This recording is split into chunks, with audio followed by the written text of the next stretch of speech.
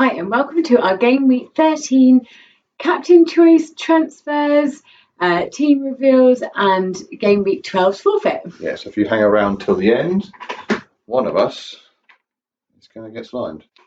Lovely. Just ready for Halloween. Right, so should we see your team then? Who have you got in goal? So I've got Pope in goal, but this week I've done my wild card. I didn't have to, but we get another wild card in 4 weeks' time after the World Cup. So I thought I might as well shore up and cross those T's on some of the things that I wanted to get done. So as I said, Pope's in goal.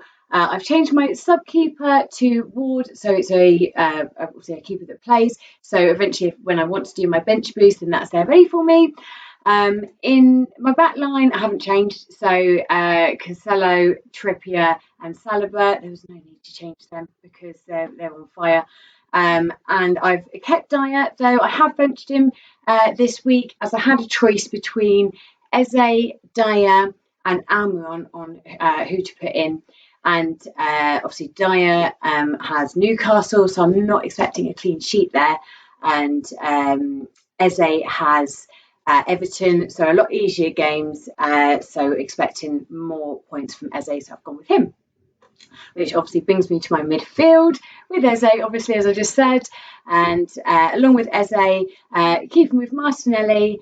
Yeah, I wish I had Martinelli, to be honest. Yeah, you haven't gone for him. I thought you were going to. No, I didn't, but we'll talk about it in a minute. So Anthony as well, he's been absolutely... Still sticking with Anthony, aren't you? I am. You're not a fan, but I don't like him at all. You don't, but I think he's absolutely stunning. As I've said before, if you watch some of the games, he is holding. He has one of those faces you want to hit. I know. Bless him. He's probably a really lovely guy, but yeah, I do understand.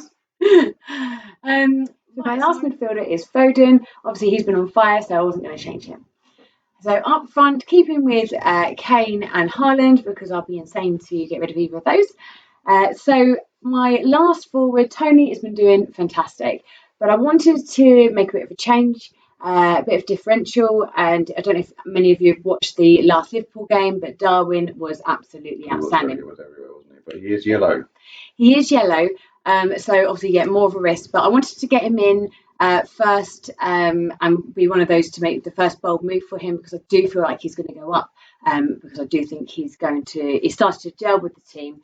I don't know why he got called onto the bench. Maybe it was because of an injury that we didn't see. Jurgen Klopp's come out and said that he had a tight muscle, or he felt something. It wasn't a strain or it wasn't an injury. It may actually be nothing, but he felt something, so as a precaution they brought him off. So he may be absolutely fine to play, but it's a little tiny bit of a gamble. But where I've done my wild card and Liverpool is the first game, then I'll be able to see the news first thing tomorrow and change them out if I need to. Yeah, that's fair enough. You can just whip from Firmino in if you need to. Exactly. Put Darwin in next week. That's the plan. So what have you done this week? Well, I've actually benched Pope. I've put Ward on. We've both got the same goalkeepers, but I'm actually playing Ward. Leicester have got Wolves, whereas Newcastle have got Spurs, which is a much harder game. And actually, last week Ward outscored Pope. I think that could happen again this week. For that exact same reason, I'm playing Castagna and I'm benching Trippier. Now, Trippier is my first benchman, so if anyone does come off or injured or whatever, Trippier will come on. And then the rest of my back line is Cancelo. You can't go wrong with Cancelo. And Joachim Anderson, who I thought would have done better last week, but I still believe this is his chance against an Everton side that can barely hit the target. Then in midfield, I've got Salah. Can't really say much about Salah. He's going to be getting better and better. I've got Zaha, same reason as Anderson, against an Everton side, so I feel there's a clean sheet point there, and also attacking returns in most of his games recently. Brilliant. Andreas Pereira was unlucky in the Fulham game not to get any returns, but another chance here. And then my main change is I've got rid of Mount. I only brought him in last week, but I've got rid of him again. I think you've got to either have a Foden or a Saka. Saka is currently yellow, so I've gone with Foden. So I brought Foden in this week. I actually think Saka might, if he plays, might outscore Foden this week. But I was a bit concerned about the injury. And up front, I haven't changed at all, apart from obviously Jesus has now come off the bench. So it's Jesus, Haaland, Mitrovic. Now that is a nice strong front line, I'll be honest. Yes, it hasn't got Kane, but can't have everyone in the team. So let's talk about captain choices. Can you really look past Haaland? No.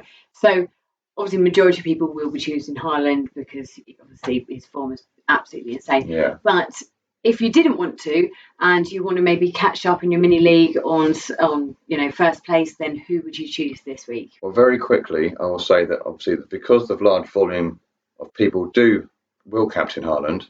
If you don't captain Haaland and Haaland goes berserk, you can end up dropping. Yeah. So you've got to be a little bit careful with this.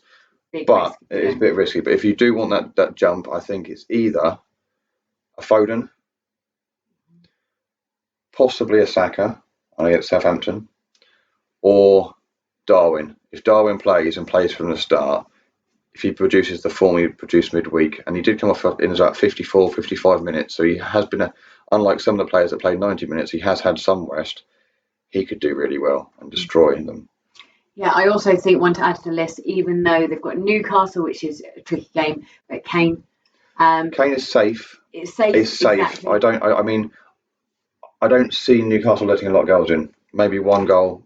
No, I wouldn't see more than one goal. I would have thought.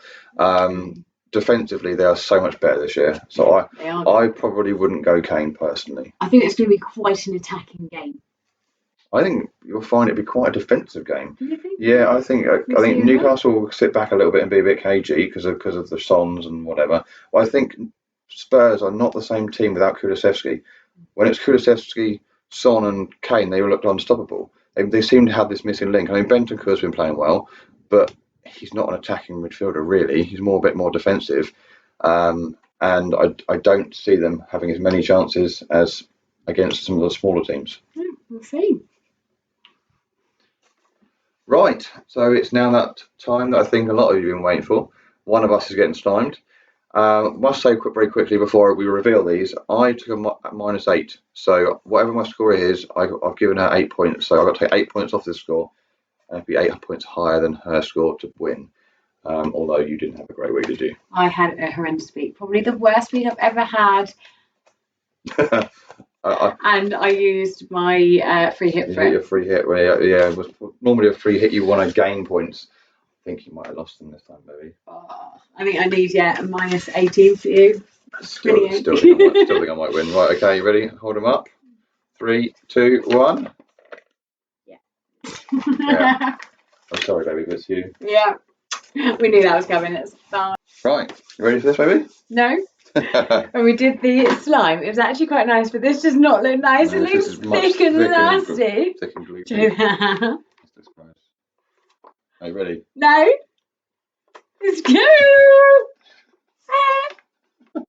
Oh, that is horrible. There's a bit more. Can I run this a bit? That's good in my mouth. I'll eat it. I'm planning on.